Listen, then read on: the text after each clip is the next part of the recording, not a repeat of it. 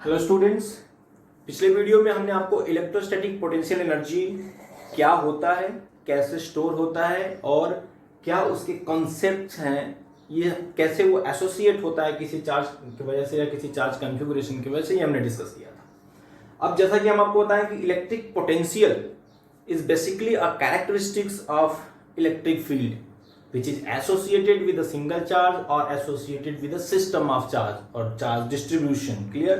उसकी कैरेक्टरिस्टिक्स है। अब हम पोटेंशियल एनर्जी को हमने किसके रेफरेंस में पढ़ा था कि एक सोर्स चार्ज है और एक टेस्ट चार्ज, उन दोनों के कॉम्बिनेशन की वजह से जो एनर्जी स्टोर हो रही थी, यानी कि टेस्ट चार्ज जो सोर्स चार्ज था उसका अपना एक इलेक्ट्रिक फील्ड था, उसके इलेक्ट्रिक फील्ड में एक टेस्ट चार्ज को हम मूव करा रहे हैं, लाकर किसी पॉइंट पे स्टेब्लिश कर रहे हैं, कितना काम करना पड़ा। क्लियर है?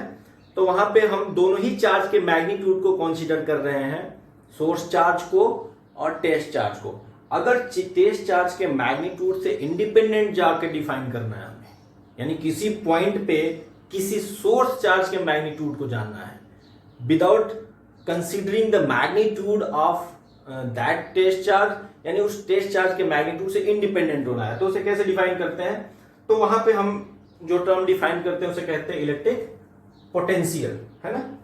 और पोटेंशियल डिफरेंस क्या है दो पॉइंट के बीच में, ये जाने तो सबसे पहले थोड़ा सा इसके ब्रीफ डेफिनेशन, बिल्कुल इसको पहले वीडियो में भी आप पढ़ चुके हैं, थोड़ा सा उसको कोरिलेट करके आगे बढ़ रहे हैं कि electric potential difference between two points B and A in an electric field is an amount of work done, ध्यान से सुनिएगा, amount of work done in carrying a unit positive। अभी क्या कर रहा है? टेस्ट चार्ज की मैग्नीट्यूड यूनिट कर रहा है ना, unit positive test charge from A to B against the electrostatic force and without acceleration.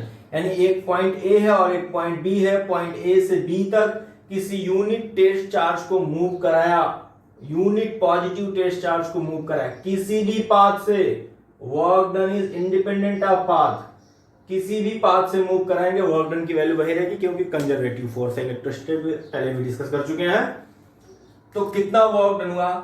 Work done पर यूनिट चार्ज क्या देगा हमें? पोटेंशियल डिफरेंस की वैल्यू देगा। Clear? Then potential difference between A and B कैसे मिलेगा आपको? मूव कराने में कितना वर्क डन हुआ?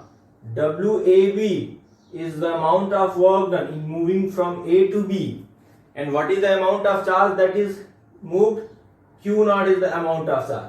So work done per unit charge, WAB is the amount of work done, Q naught is the test charge, VA is the potential of point A, VB is the potential of point B. Then potential difference क्या होगा? VB minus VA. Clear?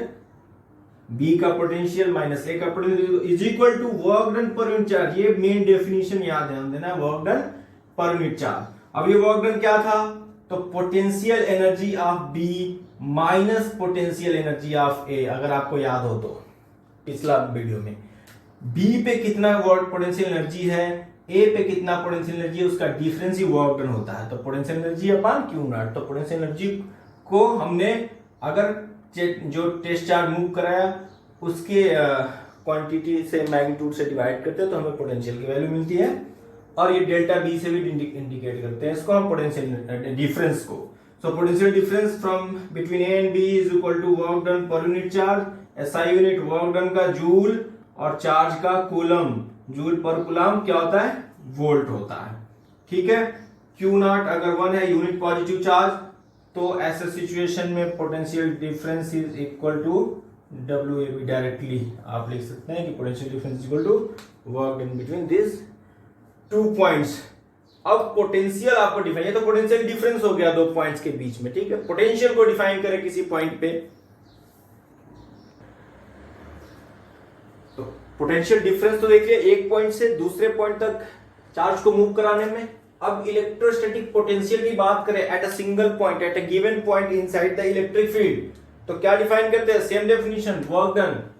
So electric potential at any point in an electric field is amount of work done in carrying a unit positive charge from infinity to that point against the electrostatic force and without acceleration. Is it clear? यानी electric field में कोई point B है, यहां पे अगर आपको electric potential की value find करनी है तो इंफिनिटी से किसी यूनिट चार्ज क्यू नॉट को हम मूव कराते हुए पॉइंट बी तक लाए, कितना वर्क डन हुआ? Work done is W infinity V, यानी इन्फिनिटी से बी तक लाने में इतना वर्क डन हुआ। तो पॉइंट बी का जो पोटेंशियल होगा VB is equal to simply W infinity V upon Q naught. Infinity से बी तक लाने में कितना वर्क डन हुआ, कितना चार्ज को मूव कराया। इसका भी जो एसआई यूनिट है वो जूल पर कूलम यानी कि वोल्ट ही होगा, है ना। क्लियर है, ये पोटेंशियल हो गया। अब किसी पॉइंट चार्ज की वजह से किसी पॉइंट पे उसके इलेक्ट्रिक फील्ड के अंदर हमें पोटेंशियल फाइंड करना है, तो उसका एक्सप्रेशन देखते हैं। Now suppose we have a source charge Q plus Q located at any point O. The source charge is located at any point O, and we are interested to find the electrostatic potential at any point P at some distance R from this charge. तो एक point charge है हमारे पास Q point O पे, इससे R distance पे एक point P है, वहां पे हमें इलेक्ट्रोस्टैटिक पोटेंशियल फाइंड करना है। तो डेफिनेशन से क्लियर है कि किसी यूनिट पॉजिटिव चार्ज को हमें इंफिनिटी से मूव कराते हुए P तक ले आना है, इंफिनिटी से मूव कराते हुए P तक ले आना है। कितना वर्क डन हुआ पर यूनिट चार्ज, ये पॉइंट P का पोटेंशियल होगा। क्लियर। तो सपोज करिए कि at any instant this test charge Q not is at point A और उसका डिस्टेंस क्या है, x है। तो क्या लिखा कि at any instant the test charge Q not is at A।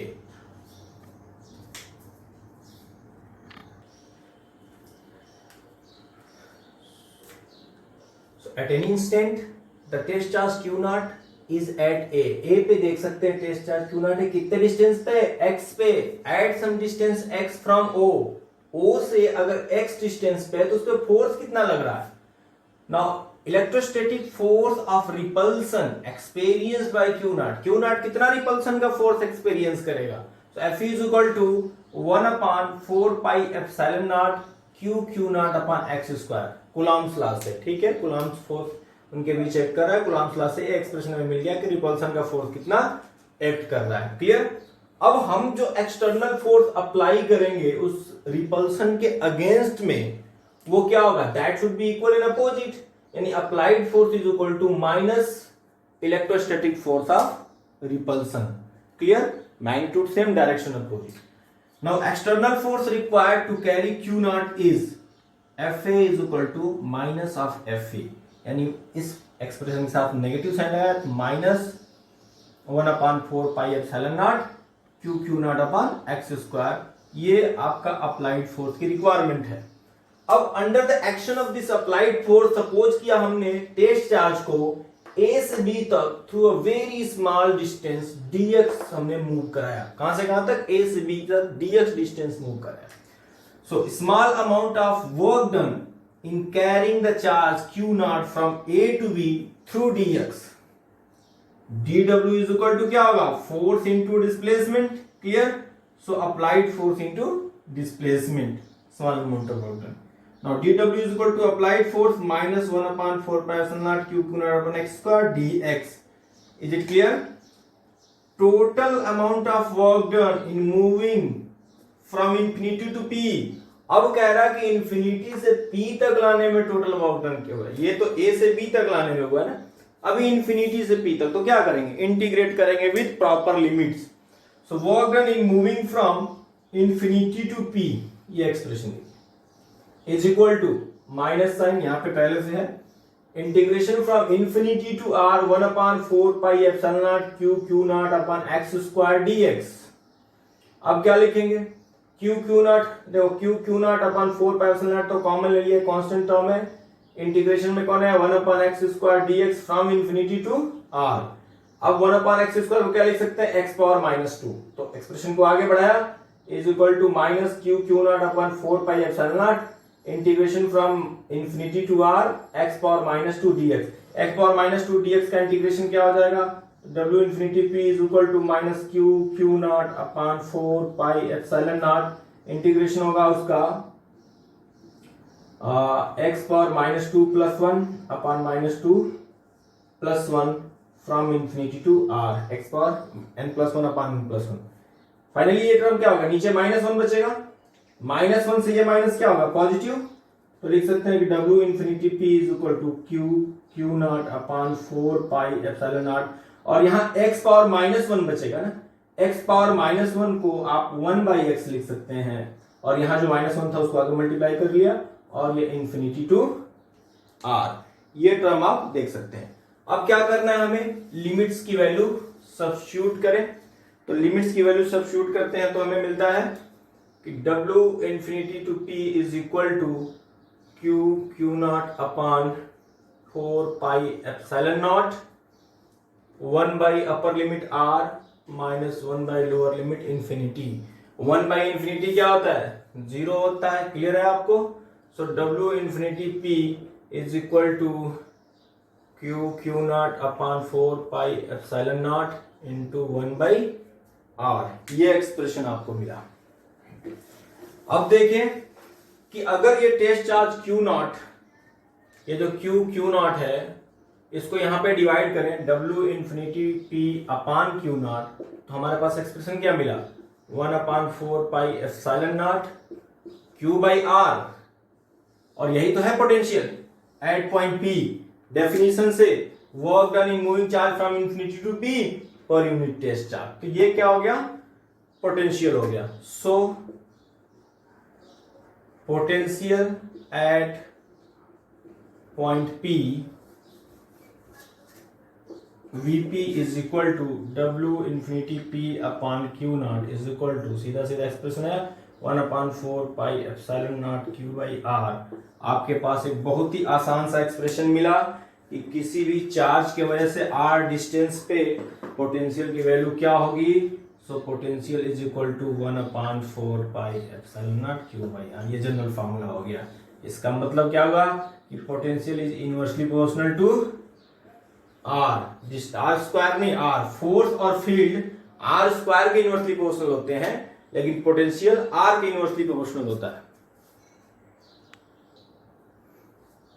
तो अगर पोटेंशियल r के इनवर्सली प्रोपोर्शनल है, तो अगर पोटेंशियल और अगर हम r के डिस्टेंस के बीच में ग्राफ प्लॉट करें, तो ये कुछ इस तरीके का ग्राफ मिलेगा। एक ग्राफ क्या इंडिकेट कर रहा है कि v is inversely proportional to r। अब कहें कि at r = infinity, r infinity हो जाए तो पोटेंशियल की वैल्यू क्या होगी, अगर इस फार्मूले में r की जगह इंफिनिटी रखें तो पोटेंशियल क्या हो जाएगा, 0 होगा। तो कह सकते हैं कि eight infinite distance potential is 0। अच्छा, अब देखें फॉर पॉइंट चार्ज की बात करें, तो अगर एक पॉइंट चार्ज है तो उसके ऑल अराउंड इक्वल डिस्टेंस पे पोटेंशियल तो इक्वल होगा ना भाई, ऑल अराउंड यानी स्फेरिकल सिमेट्री। तो for a point charge potential is spherical symmetric, ठीक है। किसी पॉइंट के ऑल अराउंड इक्वल डिस्टेंस पे पोटेंशियल की वैल्यू इक्वल होगी। तो ये पोटेंशियल और उसका एक्सप्रेशन है। आगे इससे रिलेटेड टॉपिक नेक्स्ट वीडियो में।